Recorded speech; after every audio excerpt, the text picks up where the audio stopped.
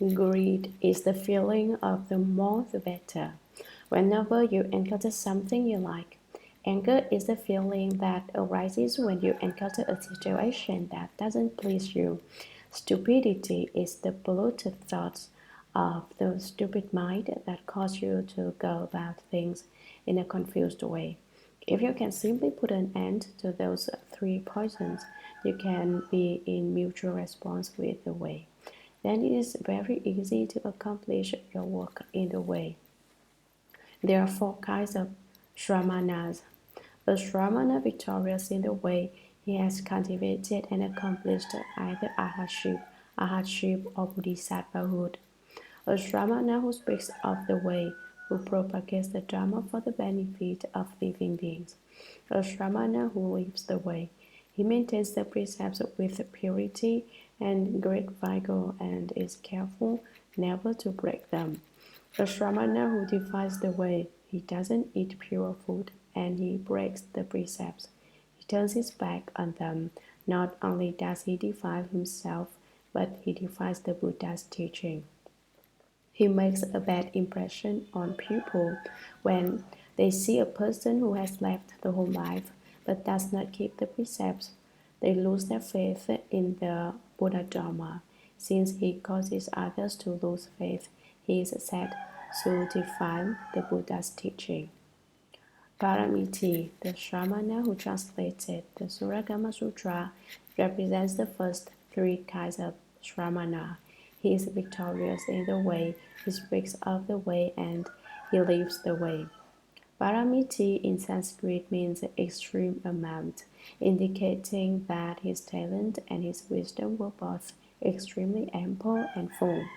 Dharma Master Paramiti translated the Shurangama Sutra, and as director of translation, he stood at the head of more than 200 Dharma Masters who had assembled to work on the translation.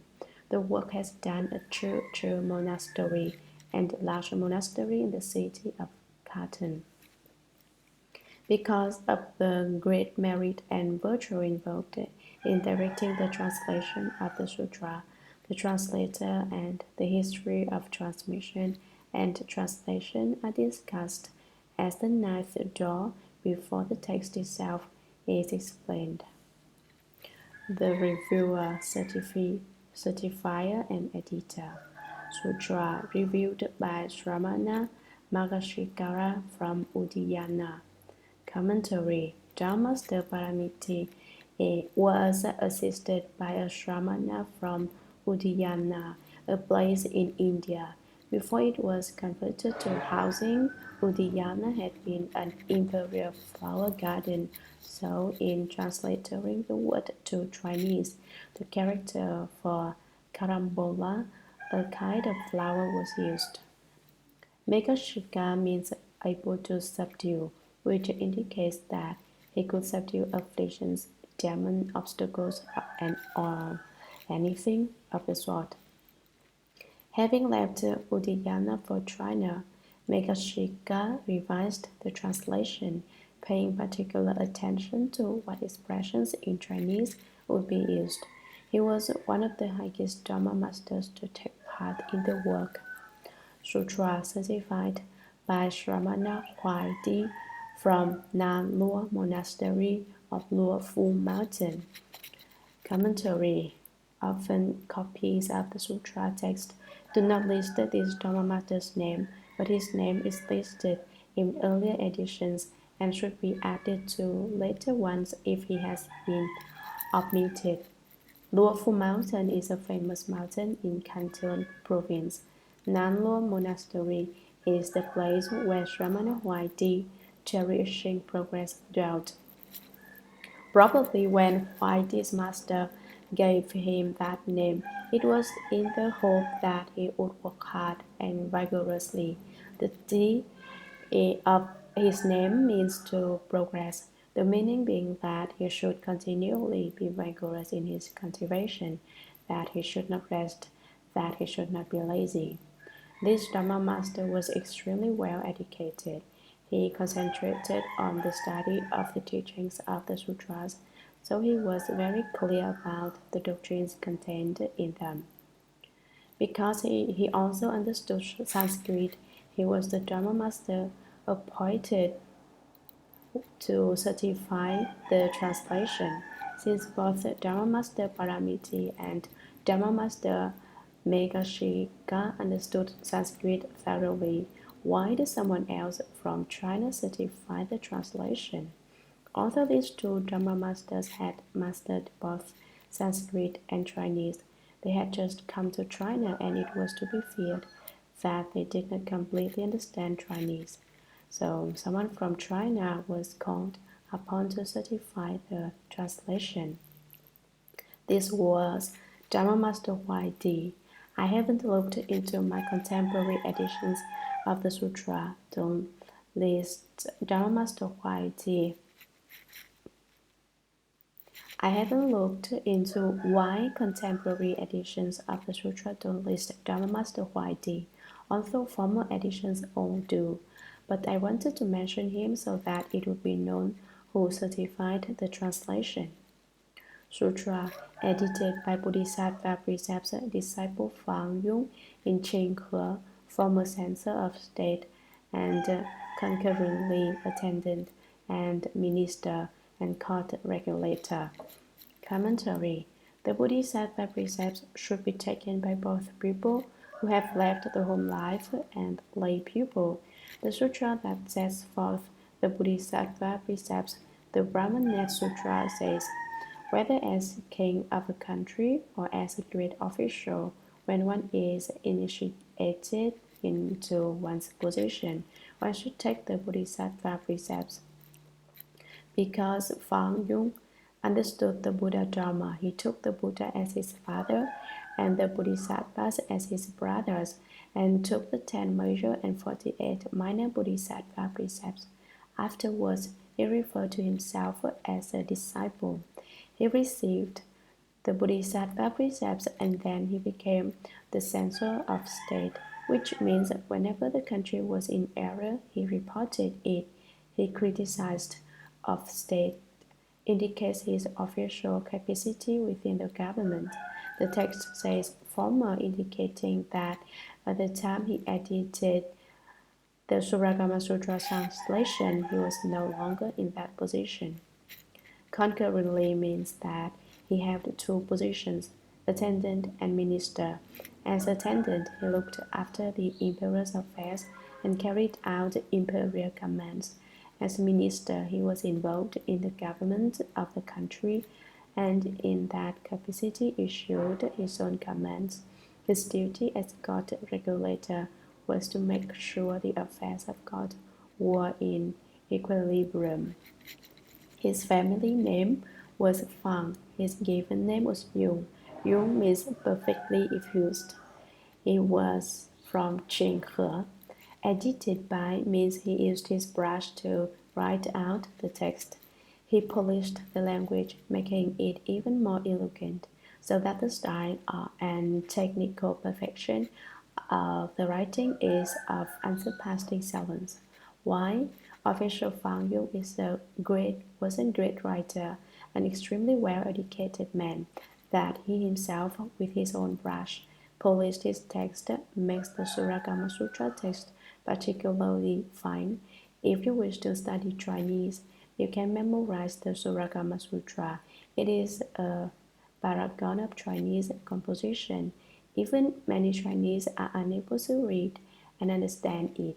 Now that the first 9 doors of explanation are complete, the specific explanation of the meaning of the text follows. Sutra, thus I have heard. Commentary thus expresses faith, Ananda, the Buddha's cousin, and the foremost in learning of all his disciples, edited and compiled the sutras. At the beginning of each sutra, he says, thus I have heard, indicating that the words to follow are the Buddha's words. Thus means Dharma such as this, the 8 volumes of the Shurangama Sutra is what I, Ananda, have heard. I, Ananda, myself heard The Buddha speaks this. Therefore, Dharma that is thus can be believed. Dharma that is not thus cannot be believed. Thus then refers to the text of the sutra. Thus satisfies the fulfillment of faith. All sutras spoken by the Buddha begin with the six fulfillments: the fulfillment of faith, the fulfillment of hearing, the fulfillment of time, the fulfillment of a host, one who speaks the Dharma, the fulfillment of a place, and the fulfillment of an audience. Why must one have faith? Someone may wonder. Faith is the source of the way and the mother of merit and virtue, because it nourishes all good dharmas. Such is its great importance. It is said the Buddha Dharma is like a great sea. Only through faith can one enter it. There is no other way to enter the sea of Dharma except by faith.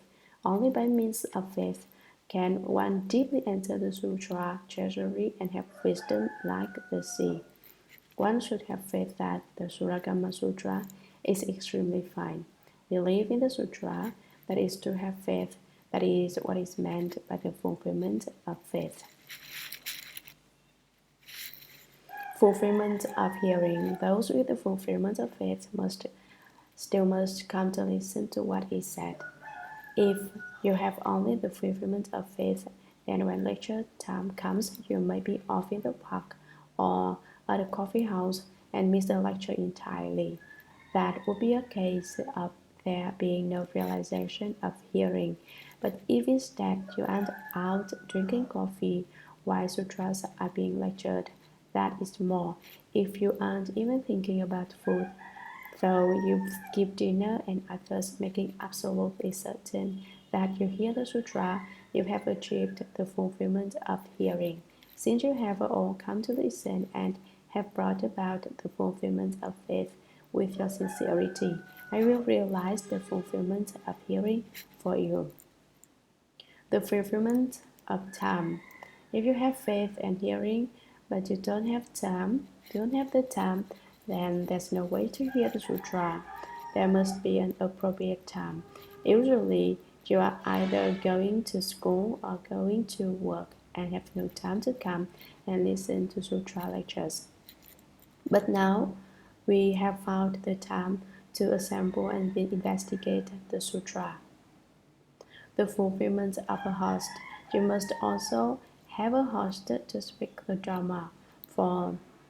If, for instance, you want to listen to sutras, you must find someone to lecture them for you. However, if you were to request one of your do-it-yourself Dharma masters, lay people who use this title, even though they have not left the home life in the Orthodox tradition, to lecture, you will find that you might as well lecture yourself. You already understand what they lecture. Therefore, you must find a host who can speak the Dharma. It was for this reason that you pulled me out of the grave. Basically, I'm known as a monk in the grave, but you have brought me out to lecture sutras and speak Dharma for you. Who is the host of the sutra? Shakyamuni Buddha spoke the Shurangama Sutra. It represents the fulfillment of a host. The fulfillment of a place. Once there is a host to speak the Dharma, then everything is ready for Dharma to be spoken, right? You ask. No, you still need a place to lecture the sutras. What about the park? It's big enough. We could go there for lectures. That might work for a day or two, but by the third day, the authorities would prevent it.